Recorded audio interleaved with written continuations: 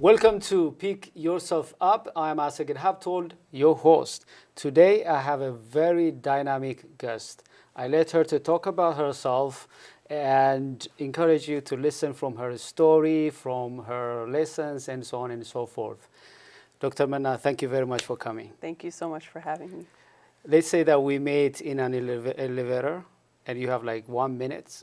Tell me about who is Menna?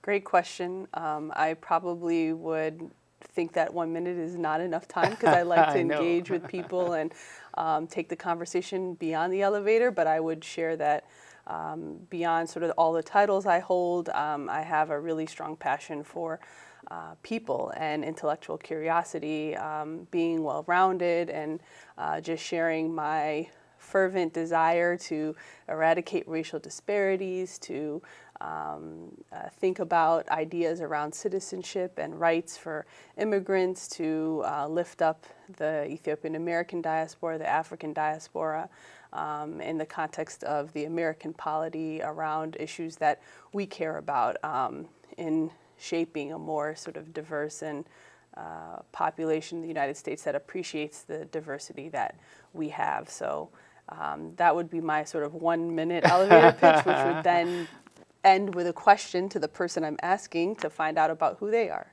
Yeah, thank you, thank you. Let me highlight your education too. You have a PhD. Mm-hmm. So what's the degree that you have, I mean the field? Yes, so I have a joint PhD in public policy and political science. I'm a proud Wolverine. I went to the University of Michigan. And the reason I say that is because University of Michigan has very cutting edge scholarship and research. And because the program was interdisciplinary, I knew very early on that when I was going to get my PhD, I wanted to learn all I could about how American institutions work so that I could go back and be a servant for my community. So I was very clear on that, and University of Michigan allowed me to do a really unique dissertation that looked at the political representation and participation of African immigrants in the United States, which was a very hard dissertation to do because data doesn't really showcase our numbers, and in many ways our communities are still invisible. But Michigan had faith in my ideas and worked hard and was able to finish with the first and only dissertation to study African congressional caucuses in the United States House of Representatives and their influence on U.S.-Africa foreign policy. So when I say I'm a proud Wolverine, I say go blue everywhere I go. Good, good, good. You're also very active in our community, Ethiopian community. You lead, I think, 2 organizations. You're part of the Diaspora Fund, and yes. Also you are also the chairman of SEED. Would you mind to tell us a little bit more about that? Sure. So first I'll start with SEED. SEED stands for the Society of Ethiopians, established in the diaspora. It's one of the longest serving organizations catering to Ethiopian American youth in the United States.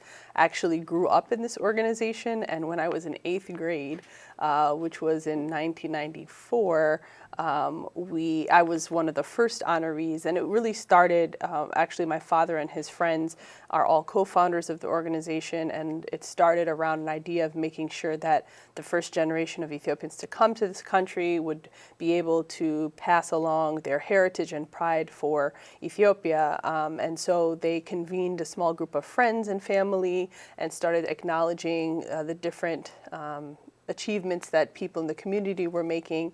So the organization started in 1993, and here we are several decades or 2 decades later, closing in on our 30th anniversary, and we have had many young people come through our doors. I myself have become a more prideful Ethiopian American through witnessing the amazing talent and achievements of so many young people, but also adults from Ethiopia and here who have contributed to the Ethiopian community. Science, art, music, you name it, we have learned, and so have others who've attended and had their children kind of grow up in the organization, learn about all that our culture and community has to offer.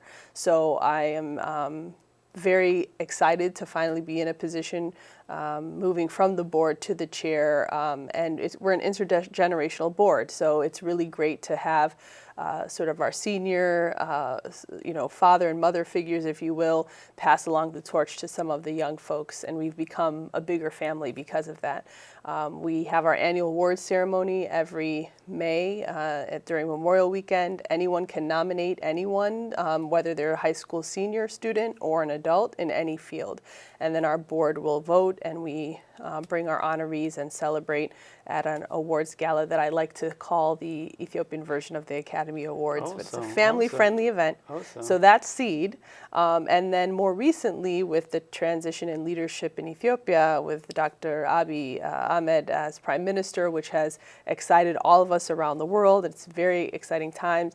There has recently been the formation of an Ethiopia Diaspora Trust Fund Council to respond to the Prime Minister's call to galvanize the diaspora to really start to mobilize ourselves around investing, not just with donations, but with ideas and with commitment to uplifting the social welfare of the citizenry in Ethiopia. And so I'm also honored to be part of that council, and we are working very hard and just recently released our website, and donations have been coming in, and we're really looking forward to the next steps. You do a lot of stuff at once. I know, it's crazy. How can you manage all of these? You know what? That is a really good question that I ask myself often. And it's not always easy, right? I figure I go through the same challenges anyone else does, who, being passionate about what you want to do is important.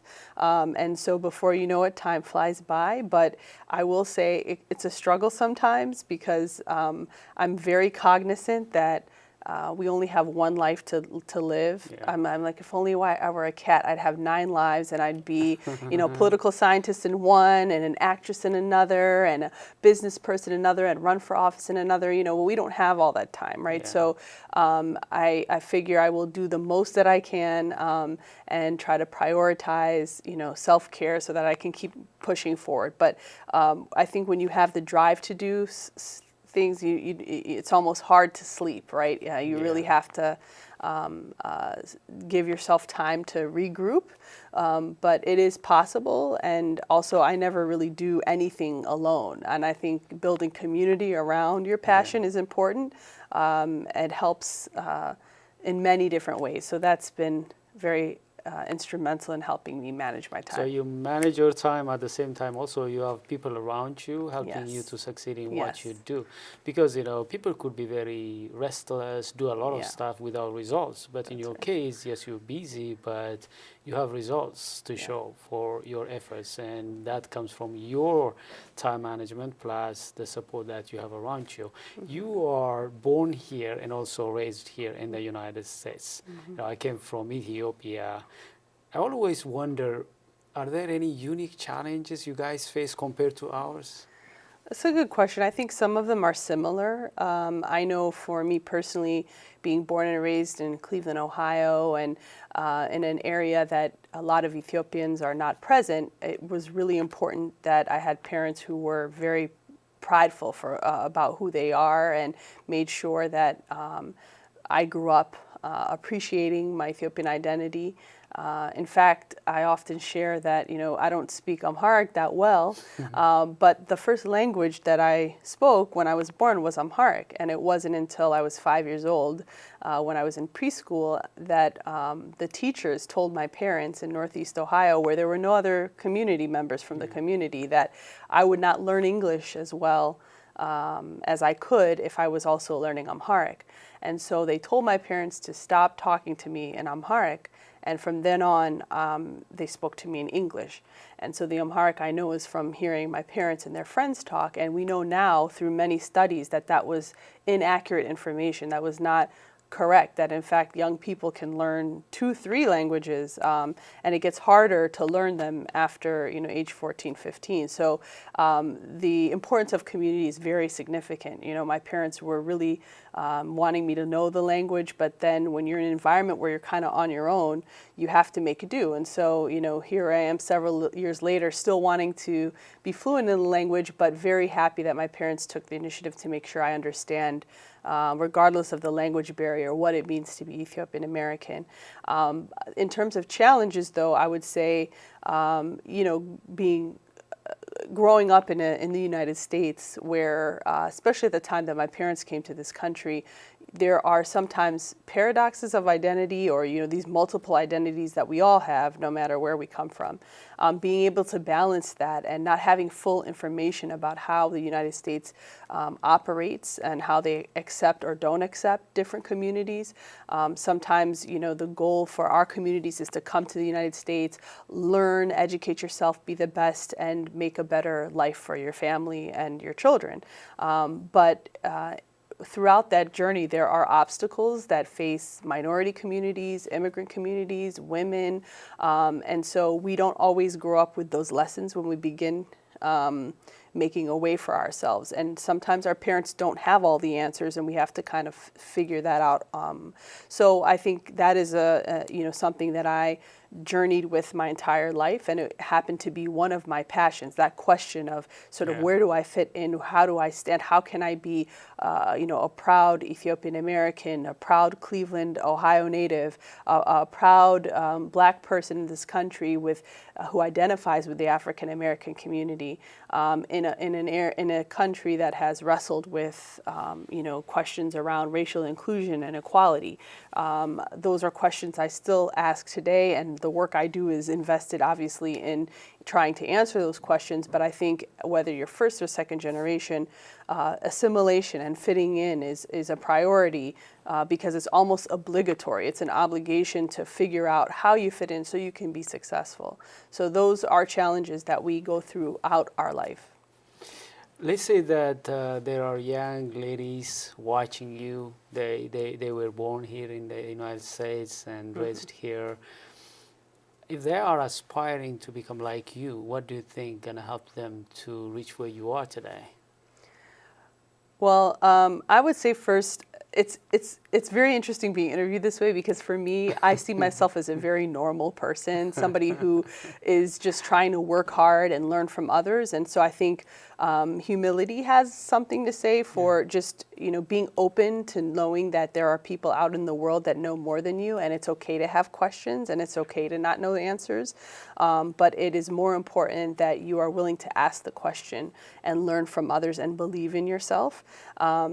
To young girls everywhere, and I would say to young boys as well, sometimes we're told that we have to fit into a certain box, and I'm lucky to be part of a generation that are breaking those barriers down, and even Seed itself is born out of this desire to demystify the idea that our communities are only engineers, lawyers, and doctors. I mean, that you can be an artist and be proud of who you are. You can be a musician. You can be a humanitarian. You can be an educator, and you can be a political scientist. I mean, I come from a family of engineers. I'm the only political scientist in my family, and I was supported to do that work. And so it is important to just follow through with what you want to do and understand that failure helps your successes become more possible. And I'm also like to demystify the idea that I didn't always have it figured out, right? I'm still trying to decide what I want to be when I grow up, even today. And so it's okay to not there's no tried and true path, even for the most successful people. If they don't share challenges, it's not because they don't have them, it's because they just don't want to share them. So I think that's important. And the last thing I'll say is to just enjoy life, right? So at the same time that I spend most of my time during the day talking about all these titles and work that I do, which is important and I love, I mean, I'm a normal human being. I like going to the movies. I like playing basketball.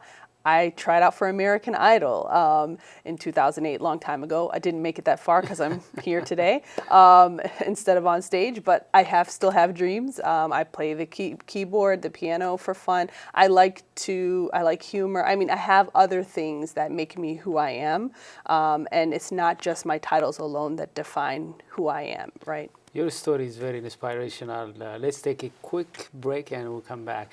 Dear our viewers, we will be back. Stay tuned. I grew up in the housing projects of Cleveland. I didn't even know that life could be any better than it was. Education for me has been a way to get away from the agony of what was normal life. I want to be able to impact the community, not just look back on where I came from, but to reach back to where I came from and pull some people up with me. My name is David, and I am your dividend.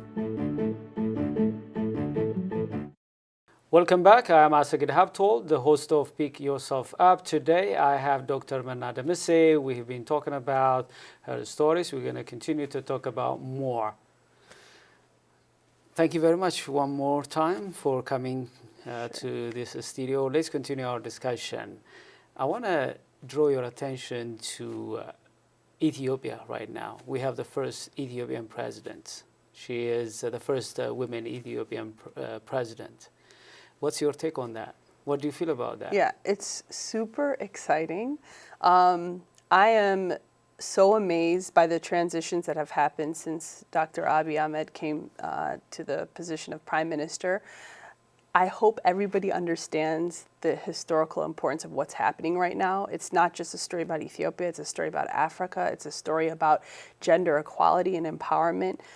It is exciting to see President Sahle-Work Zewde in this position, given her vast background and the fact that we've only had 2 prior female presidents on the African continent, from Liberia and Malawi, and now Ethiopia, one of the modern countries in Eastern Africa and in Sub-Saharan Africa, now stepping into this role in addition to 50% of the cabinet members becoming female. And it's not like we don't think or thought they could have not held these positions before, but we have to, again, be very assertive and open about the fact that many societies remain patriarchal. They have not provided equal opportunity for women, even though women have been at the forefront of leadership in many of these spaces. And so we're finally seeing some, results in terms of allowing women to come to the positions that they have always been equipped to hold and push forward. So it's exciting to see, not just the president, but the Minister of Defense and Peace and so on and so forth be given their righteous position. But also, I commend Dr. Abiy for taking the baton in this direction, because it's not, women's empowerment is not just about women doing the work. It's about men using their positions of power to advance equality for women. And he's a great example of that. So it's very exciting. Awesome. But you know that in Ethiopia and also around the world, many women, they are still faced with a lot of challenges. They're not pushed at the front to take leadership. What do you think are the most challenging obstacles for women to become leaders? There are many of them, and also there's a universal challenge here about women claiming their space, owning their space, because not everyone is equal. I mean, there are challenges at the individual level of interacting with men and other even female counterparts who don't see them as in a position of leadership. There are institutional barriers that prevent women from advocating for themselves. I mean, we in the United States have been talking about the Me Too movement and about women being able to even be protected by government and by law enforcement. And we see that's an ongoing challenge even here in the United States, and it is the case all over the world, whether it's regard to employment practices, with regard to domestic violence at home, with regard to fair wages for work, right? And so there are a number of issues that we need to sort of speak out about and create spaces to kind of come, to advance over those obstacles, and also to have a real opportunity to make complaints, right, to folks, and then have some accountability. I mean, that's the other part, because there are many women who have spoken out, or when they are not treated, right, but there is no recourse for those who abuse their power against women. And that is why collectively it takes women and men and people in positions of leadership to speak out about that, and to make sure that when abuse or disregard of women for who they are happens, that there is accountability.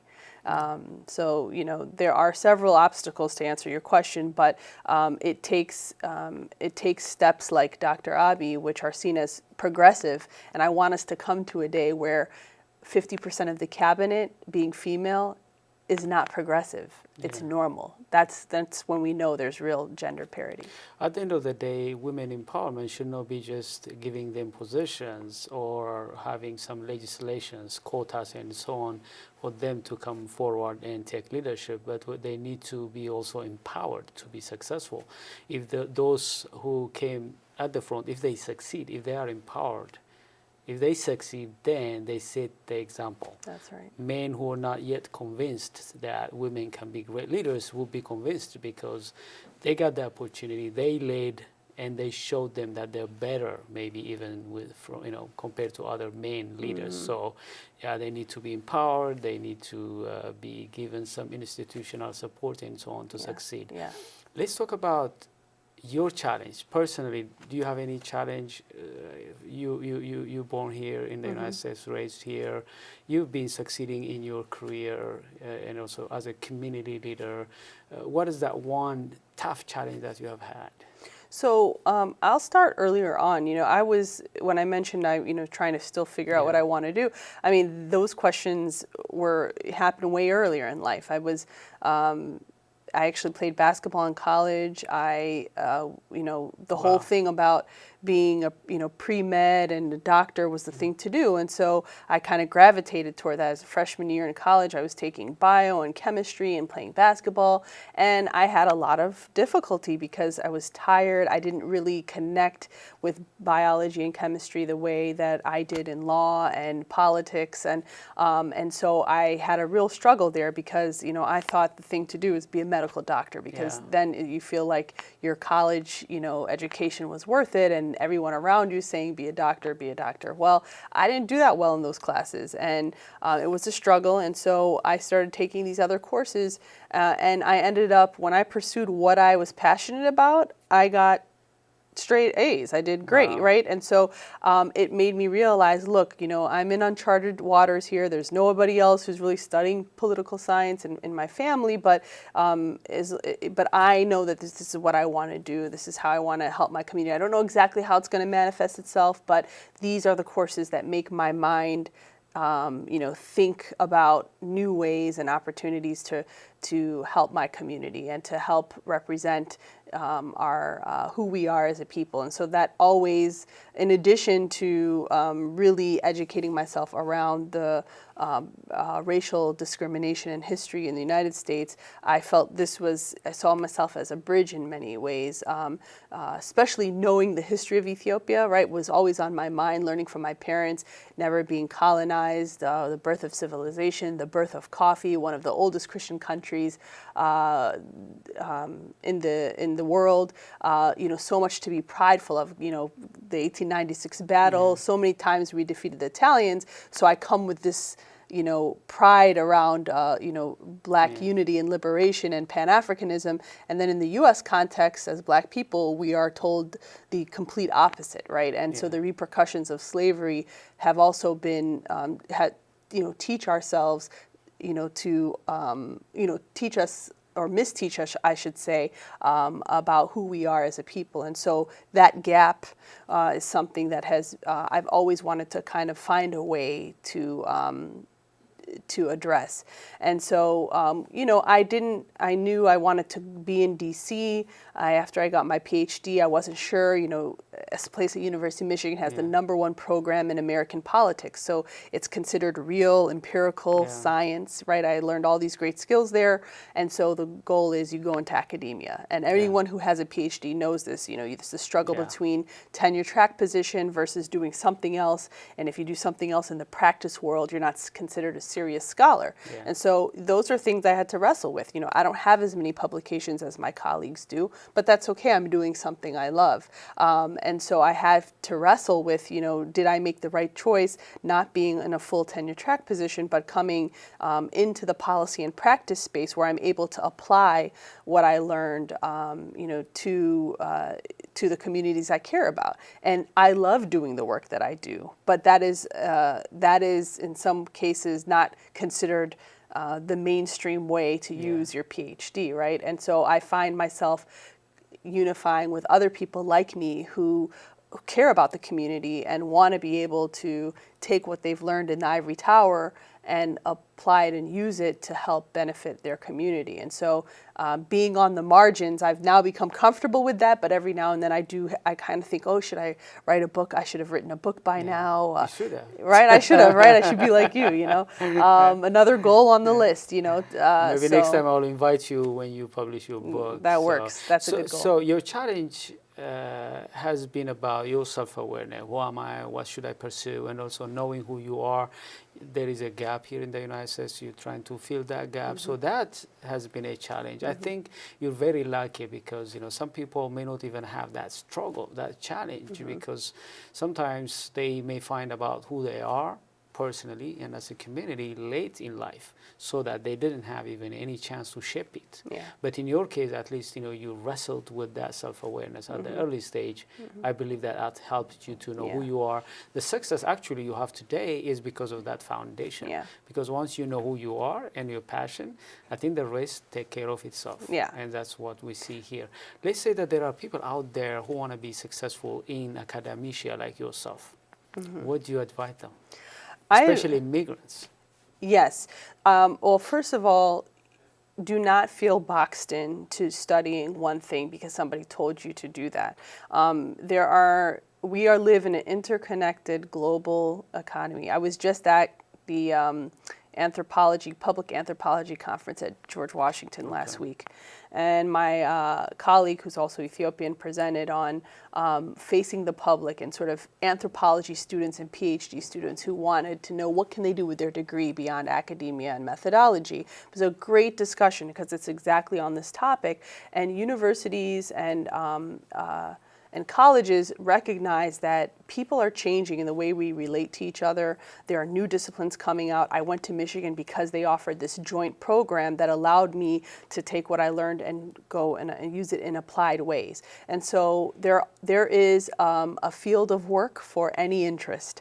And you should not be intimidated because you might be the first one to take it, or someone in the community goes, "Oh, what are you going to do with that degree? I had what that job? challenge, What are you going to do with the PhD in strategy? Well, look at you now. You know, I mean, there's a lot of. I took the risk, but people recommended me to go to science, to pharmacy, nursing. I mean, these are great professions, but I didn't have passion for them. My passion was leadership. But I survived that, and today I'm happy that I took that challenge to pursue my passion than what people say. And thank you for sharing that. With the 1 minute that I have, if you have any last minute thing you want to say, or how people could be able to reach out to you if they want to reach out to you. Sure. So I'm at the Congressional Black Caucus Foundation.